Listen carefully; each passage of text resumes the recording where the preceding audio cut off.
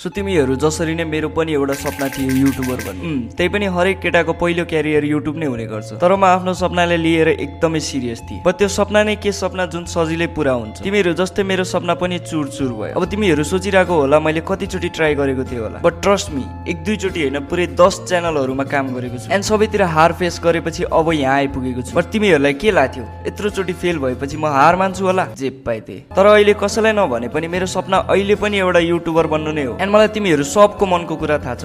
जो पनि यो भिडियोमा अहिलेसम्म बसिरहेछन् त्यो मान्छे भित्रको एउटा बच्चा जुन छ त्यो पनि एउटा युट्युबर बन्न चाहन्थ्यो। अब तिमीहरूको सपनाको बारेमा थाहा छैन मलाई, तर मलाई थाहा छैन कहाँबाट एकदमै जोस आएको छ फेरि युट्युब जिरोबाट स्टार्ट गर्ने। सो मेरो भित्रको बच्चाले फेरि हिम्मत गरेर एउटा युट्युब च्यानल खोलेको छ जसको नाम एलेक्स क्रिएट्स राखिदिएको छ। यो पालि केही अलग गरिन्छ तर स्ट्र्याटेजीको साथ गरिन्छ। जो पनि यो भिडियो अहिलेसम्म हेर्दै हुन्छ फलो गर्नु होला, किनकि म मात्रै होइन हामी सँगै ग्रो हुनेछौँ यो जर्नीमा। Comment down and so that I know कि यति मान्छेहरूले इन्डसम्म हेरिरहेको छन्।